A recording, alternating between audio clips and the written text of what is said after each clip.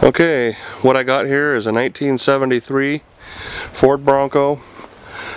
It has no lift, automatic transmission, power steering. It's all factory power steering and automatic. Really not too much fancy about it. It's just a nice, clean, good driving rig. I painted it myself. It's got fiberglass fender flares on it. I'm not a professional painter, but it didn't turn out too bad. A lot of people are concerned because I stuck stainless steel guards over the rocker panels, but I assure you that it's not there to cover rust. Some people think I'm trying to hide rust. I just like them there because that way when you get in, you scrape your feet up the side, it doesn't scuff the paint, it just rubs on the stainless steel. The interior, I sprayed it with liner. It's a Raptor, it's I-pole Raptor liner they call it. I replaced that floorboard right there completely. Cut out the bad floorboard and welded in a new one. Did a good clean job of it. I repainted the dash. The dash has been painted with bed liner.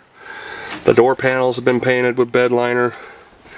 And the roll bar has been painted with bed liner. This is the original interior from 1973.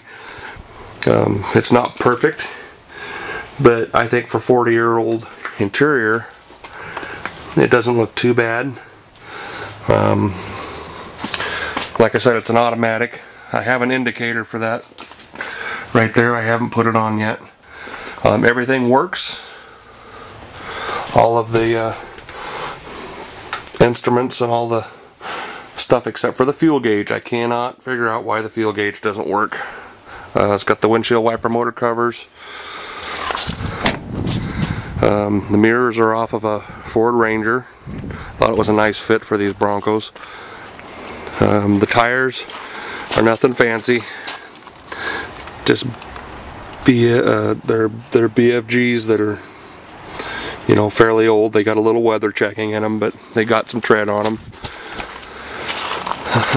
Dual tanks. Both tanks work good. Let's see. I had those chrome bezels, so I went ahead and put the chrome bezels on it.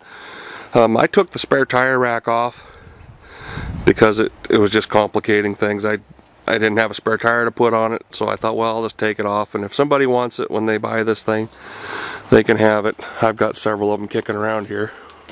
As you can see, I've got a few Broncos kicking around. Let's see, under the hood.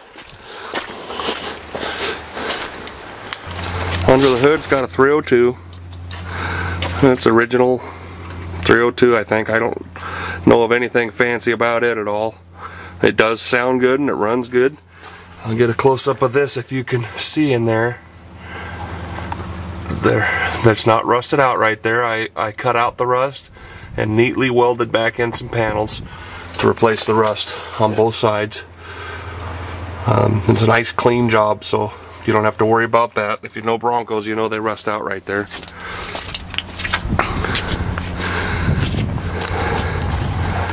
There's the bumpers have also been sprayed with that bed liner. Let's go ahead and fire it up for you.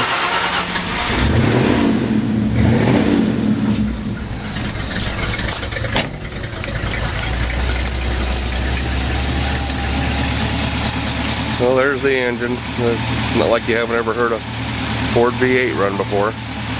I replaced the upper and lower radiator hoses. Probably it could use a set of belts because I don't know how old they are. Just because. It's got glass packs, dual exhaust.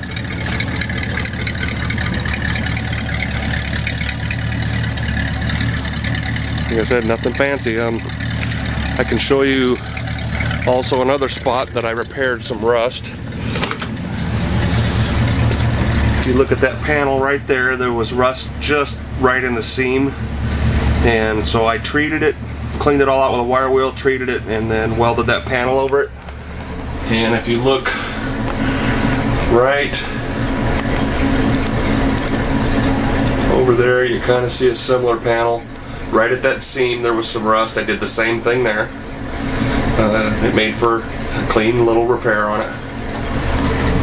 There's the back seat. It's in excellent shape.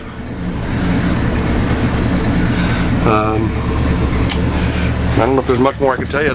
Kind of a rare thing, the dash hasn't got a single crack in it. And that is a rarity if you know anything about Broncos.